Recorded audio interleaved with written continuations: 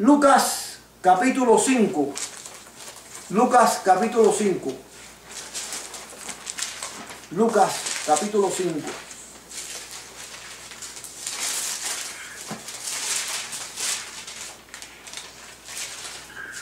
Del 29 al 32.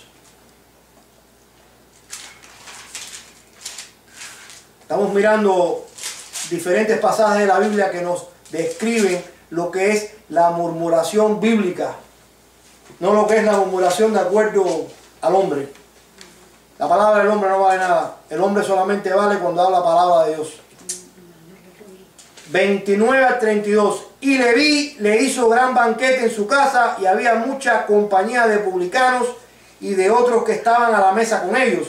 Y los escribas y los fariseos murmuraban contra los discípulos, diciendo: ¿por qué comen y beben con publicanos y pecadores?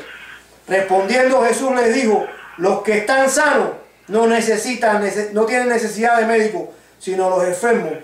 No he venido a llamar a justos, sino pecadores al arrepentimiento. El que se piense que está sano, que no necesita a Cristo, esto es para él. Si tú no reconoces que tú eres un pecador delante de Dios, Cristo no vino por ti. Esto se lo dijo a esta gente porque los fariseos se pensaban que los pecadores solamente eran los borrachos, los fornicarios, las prostitutas, los ladrones, los asaltantes de banco, los asesinos en serie, los asesinos. Ellos no. Ellos eran religiosos. A los gentiles. Ellos eran decentes. No, estos eran judíos que hacían estas cosas. Los publicanos. El publicano era un judío. Oye, lo que es el publicano. Yo sé que ustedes lo saben, pero lo voy a volver a decir. El publicano es un judío que se vendía a trabajar para Roma, para el gobierno romano. Entonces él lo que hacía era que él le quitaba los taxes injustamente. Recaudaba los impuestos a los judíos, y entonces cuando se los daba a Roma, se metía la mitad en el bolsillo. Y le daba a Roma la mitad de los impuestos que le quitaba a sus hermanos, al pueblo oprimido, porque Roma oprimía. Cuando Pedro le dice: oye, me dicen que tú no pagas impuestos al Señor, el Señor le dice a la Biblia que el Señor se le anticipó y le leyó la mente a Pedro y le dije: tira ahora mismo la cuerda en el agua, y cuando saque el pescado, que saca el denario, paga el tax mío y tuyo, para que no se ofendan. Porque en realidad nosotros no tenemos que pagar taxes, porque nosotros somos de esta tierra. Los que tienen que pagar taxes son los extranjeros, que son los romanos. Sí. Eso lo digo, véanlo, ahí está. Pero para no ofenderlos, para que no se escandalicen, para que no vengan a dudar de mi integridad, de que yo no pago, haz eso y págaselo, para que me dejen tranquilo. Eso fue lo que hizo el Señor. Un pez con una moneda en la boca. Lucas 15. Lucas 15. Lucas 15. Lucas 15. Versículo del 1 al 2.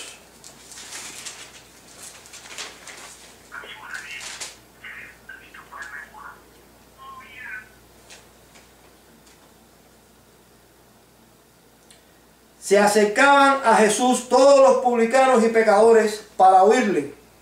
Y los fariseos y los escribas murmuraban diciendo: este a los pecadores recibe y con ellos come. Atrás de esto él hace 3 parábolas. Y la parábola de las ovejas, la parábola de la mujer que se le perdió la moneda en la casa, y la parábola del hijo pródigo. Esto es una parábola del arrepentimiento bíblico. Esto es lo que esto enseña. Yo tengo un estudio ahí acerca de este libro, de este evangelio de Lucas, que trata con la conversión del hombre. Es uno de los el que más trata con eso. Fíjate que la palabra arrepentimiento en este evangelio está abundantemente. Versículo 15:7 dice: os digo que así habrá más gozo en el cielo por un pecador que se arrepiente, que por 99 justos que no necesitan de arrepentimiento. Esto se lo dijo sarcásticamente a los fariseos, que ellos se pensaban que no necesitaban salvación. Cuando él dice justos ahí, él se lo dice sarcásticamente porque ellos no eran justos. Ellos eran unos perversos que se disfrazaban de justicia, apariencia de piedad. Eran esta gente. Y cuando lees la situación con la mujer, Dice el versículo 10, así os digo que hay gozo delante de los ángeles de Dios por un pecador que se arrepiente. Y lo vuelve a decir. Y pues si usted lee la parábola, no vamos a leer ahora, pero la parábola del hijo pródigo es un hombre que se arrepiente. El arrepentimiento, de acuerdo a esta palabra, es volver en sí y darte cuenta de lo mal que estás. Y después hay, en el capítulo 16 hay dos parábolas más que también se relacionan a esta gente. Él le habló 5 parábolas a esta gente para que se estuvieran tranquilos. Y se quedaron, bueno, se ofendieron y todo. Y el Señor era tremendo. El Señor no era lisonjero. Cuando yo veo a los lisonjeros esto, yo me quedo frío. Mateo 24. Cualquiera que lee la Biblia, el Nuevo Testamento y ve las palabras de Cristo, tiene que llegar a la conclusión por la lectura del Nuevo Testamento, de los Evangelios, que Cristo no era lisonjero. No, de ninguna manera.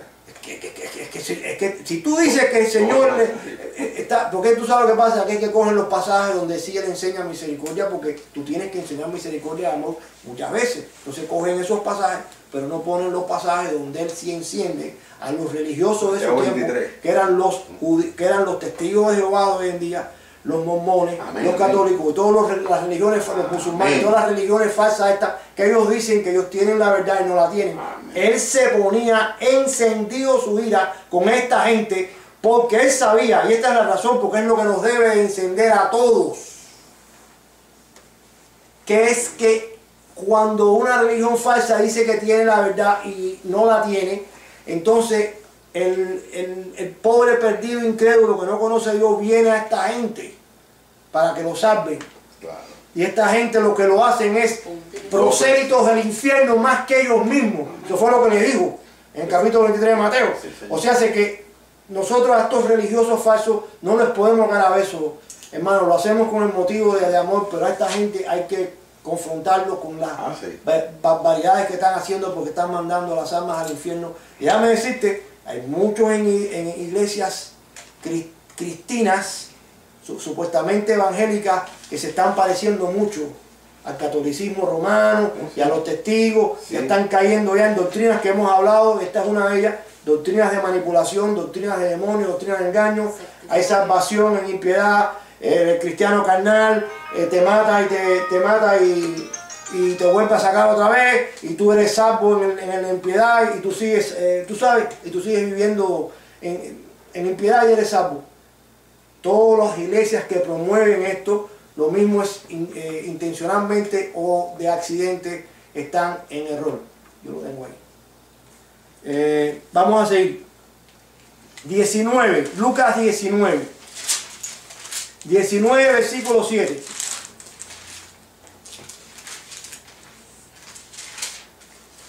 Esta es la situación con Zaqueo. Zaqueo era un publicano. Y un enano también. El enano no era importante. La cosa es que estaba perdido, no tenía a Cristo en su vida. Y era un ladrón y un codicioso. El enano no lo mataba, lo que lo mataba es el corazón, que lo tenía reventado con la codicia. Que era un publicano que le robaba a los judíos para darle a Roma. Vamos a leer la historia de este varoncito. Vamos a empezar desde el versículo 2. Y sucedió que un varón llamado Zaqueo, que era jefe de los publicanos y rico, ¿usted cómo te dice que era rico? Porque todos los publicanos eran ricos. Mateo era rico también. Procuraba ver quién era Jesús, pero no podía a causa de la multitud, pues era pequeño de estatura, y corriendo delante subió a un árbol sicómoro para verle, porque había de pasar por allí. Cuando Jesús llegó a aquel lugar, mirando hacia arriba le vio y le dijo: Zaqueo, date prisa, desciende, porque hoy es necesario que pose yo en tu casa. Esto nada más que lo puede haber dicho Dios. Aleluya. Porque eso no puede hacer un hombre normal, aunque esté lleno de Dios y lleno de sabiduría. El Señor sabía que este hombre se iba a arrepentir. La única forma que él puede haberle dicho: bájate de ahí. Entonces él descendió a prisa y le recibió gozoso. Al ver esto, todos murmuraban diciendo que había entrado a posar con un hombre pecador. ¿Ok? Entonces Zaqueo, versículo 8, puesto en pie, dijo al Señor: he aquí, Señor, la mitad de mis bienes doy a los pobres. Esto es un fruto digno de arrepentimiento. Aquí están enseñando el arrepentimiento en acción. La mitad de mis bienes doy a los pobres, y si en algo he defraudado a alguno, se lo devuelvo cuadruplicado. Versículo 9. Jesús le dijo, hoy ha venido la salvación a esta casa, por cuanto él también es hijo de Abraham. Versículo 10, porque el Hijo del Hombre vino a buscar y a salvar lo que se había perdido. Aleluya. Aleluya. Amén. Este hombre se arrepiente, no hizo una oración de fe, Gloria a Dios. ni levantó la mano, al contrario, se quebrantó y Dios hizo una obra digna de arrepentimiento, demostró con su arrepentimiento Dio sus fruto. obras. Sabía, se dio cuenta que él era un ladrón, se dio cuenta que él estaba mal con Dios, que él era un pecador, y cuando se dio cuenta de esto, entonces hizo los ajustes. Si le había robado a tanto, se lo doy para atrás y empezó a ajustar su vida, porque eso es lo que hace el pecador cuando se arrepiente, se pone a ajustar su vida en todas las áreas.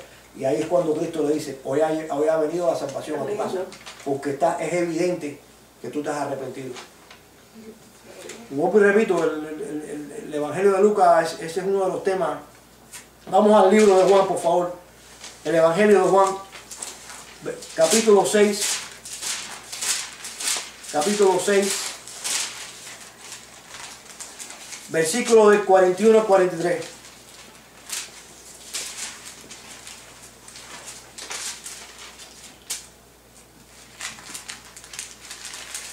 Murmuraban entonces de él los judíos, porque había dicho, yo soy el pan que descendió del cielo. Y decían, ¿no es este Jesús, el hijo de José? O era murmuración esta, el hijo de José, cuyo padre y madre nosotros conocemos. ¿Cómo pues dice este, del cielo he descendido? Jesús respondió y les dijo, no murmuréis entre vosotros. Esta murmuración era de poner en duda su misión. Estaban poniendo en duda a Jesucristo. Al mismo capítulo 6, versículos 60 al 66.